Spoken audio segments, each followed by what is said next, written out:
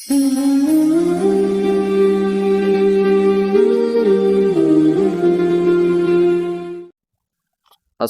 والسلام علیک یا حبیب اللہ وعلی آلک واصحابک یا شفیعنا یوم الجزا۔ حضرت مولانا شاہ عبدالعزیز صاحب محدث دہلوی رحمۃ اللہ تعالی علیہ نے سورہ الم نشرح کی تفسیر میں تحریر فرمایا ہے کہ 4 مرتبہ آپ کا مقدس سینہ چاک کیا گیا اور اس میں نور و حکمت کا خزانہ بھرا گیا۔ پہلی مرتبہ جب آپ حضرت حلیمہ کے گھر تھے، جس کا ذکر ہو چکا، اس کی حکمت یہ تھی کہ حضور صلی اللہ علیہ وسلم ان وسوسوں اور خیالات سے محفوظ رہیں جن میں بچے مبتلا ہو کر کھیل کود اور شرارتوں کی طرف مائل ہو جاتے ہیں۔ دوسری بار 10 برس کی عمر میں ہوا تاکہ جوانی کی پرآشوب شہوتوں کے خطرات سے آپ بے خوف ہو جائیں۔ تیسری بار غار حرا میں شق صدر ہوا اور آپ کے قلب میں نور سکینہ بھر دیا گیا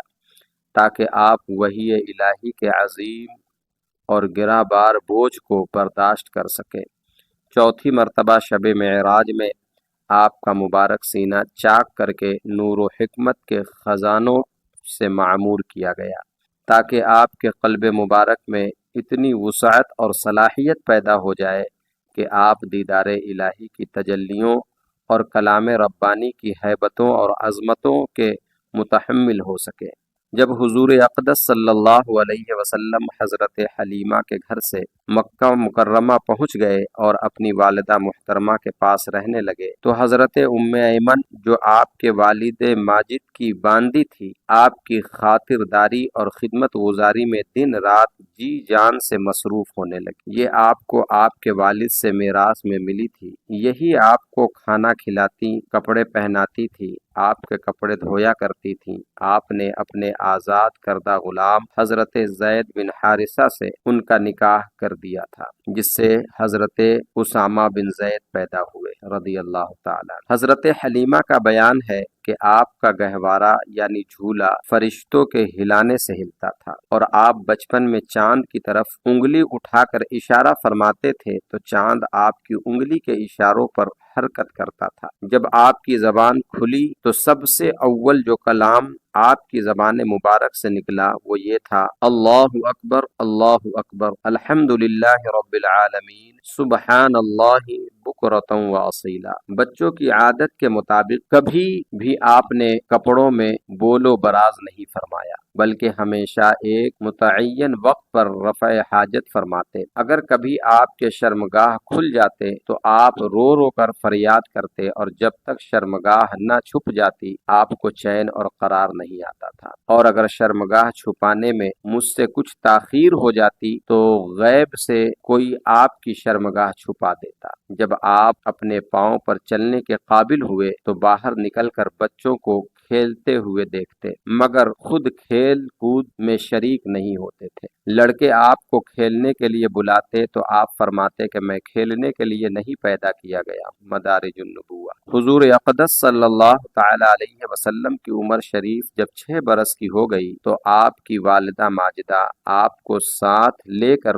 مدینہ منورہ آپ کے دادا کے نانیحال بنو عدی بن نجار میں رشتہ داروں سے ملاقات یا اپنے شوہر کی قبر کی زیارت کے لیے تشریف لے گئی۔ حضور صلی اللہ علیہ وسلم کے والد ماجد کی باندی ام ایمن بھی اس سفر میں آپ کے ساتھ تھی۔ وہاں سے واپسی پر ابوا نامی گاؤں میں حضرت بی بی آمنہ کی وفات ہو گئی اور وہ وہیں مدفون ہوئی۔ والد ماجد کا سایہ تو ولادت سے پہلے ہی اٹھ چکا تھا، اب والدہ ماجدہ کی آغوش شفقت کا بھی خاتمہ ہو گیا، لیکن حضرت بی بی آمنہ کا یہ در یتیم جس آغوش رحمت میں پرورش پا کر پروان چڑھنے والا ہے، وہ ان سب ظاہری اسباب تربیت سے بے نیاز ہے۔ حضرت بی بی آمنہ کی وفات کے بعد حضرت ام ایمن آپ کو مکہ مکرمہ لائی اور آپ کے دادا عبد المطلب کے سپرد کیا، اور دادا نے آپ کو اپنے آغوش تربیت میں انتہائی شفقت و محبت کے ساتھ پرورش کیا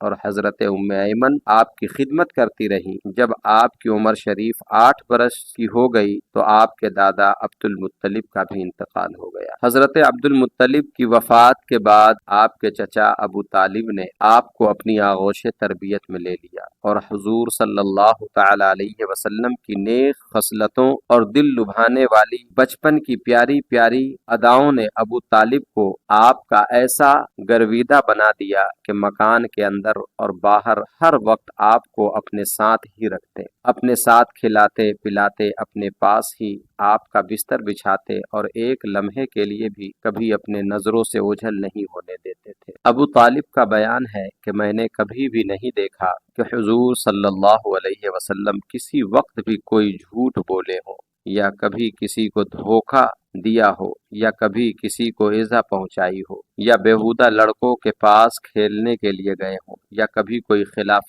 تہذیب بات کی ہو۔ ہمیشہ انتہائی خوش اخلاق، نیک اطوار، نرم گفتگو، بلند کردار اور اعلیٰ درجے کے پارسا اور پرہیزگار رہے۔ ایک مرتبہ ملک عرب میں انتہائی خوفناک قحط پڑ گیا۔ اہل مکہ نے بتوں سے فریاد کرنے کا ارادہ کیا، مگر ایک حسین و جمیل بوڑھے نے مکہ والوں سے کہا کہ اے اہل مکہ، ہمارے اندر ابو طالب موجود جو بانی کعبہ حضرت ابراہیم علیہ السلام کی نسل سے ہیں اور کعبہ کے متولی اور سجادہ نشین بھی ہیں، ہمیں ان کے پاس چل کر دعا کی درخواست کرنی چاہیے۔ چنانچہ سرداران عرب ابو طالب کی خدمت میں حاضر ہوئے اور فریاد کرنے لگے کہ اے ابو طالب، قحط کی آگ نے سارے عرب کو جھلس کر رکھ دیا ہے، جانور گھاس پانی کے لیے ترس رہے ہیں اور انسان دانا پانی نہ ملنے سے تڑپ کر دم توڑ رہے ہیں، قافلوں کی آمد و رفت بند ہو چکی ہے اور ہر طرف بربادی اور ویرانی کا دور دورہ ہے، آپ بارش کے لیے دعا کیجیے۔ اہل عرب کی فریاد سن کر ابو طالب کا دل بھر آیا اور حضور صلی اللہ علیہ وسلم کو اپنے ساتھ لے کر حرم کعبہ گئے اور حضور صلی اللہ تعالی علیہ وسلم کو دیوار کعبہ سے ٹیک لگا کر بیٹھا دیا اور دعا مانگنے میں مشغول ہو گئے۔ درمیان دعا حضور صلی اللہ علیہ وسلم نے اپنے انگشت مبارک کو آسمان کی طرف اٹھا دیا، ایک دم چاروں طرف بدلیاں نمودار ہوئی اور فوراً ہی اس زور کا باران رحمت برسا کہ عرب کی زمین سیراب ہو گئی، جنگلوں اور میدانوں میں ہر طرف پانی ہی پانی نظر آنے لگا، چٹیل میدانوں کی سرزمین سرسبز و شاداب ہو گئی، قحط دفع ہو گیا اور کال کٹ گیا اور سارا عرب خوشحال اور نہال ہو گیا۔ چنانچہ ابو طالب نے اپنے اس طویل قصیدہ میں جس کو انہوں نے حضور اقدس صلی اللہ علیہ وسلم کی مدح میں نظم کیا ہے، اس واقعے کے مفہوم کو اس طریقے سے بیان کیا گیا، یعنی وہ حضور صلی اللہ علیہ وسلم ایسے گورے رنگ والے ہیں کہ ان کے رخ انور کے ذریعے بدلی سے بارش طلب کی جاتی ہے، وہ یتیموں کا ٹھکانہ اور بیواؤں کے نگہبان ہے۔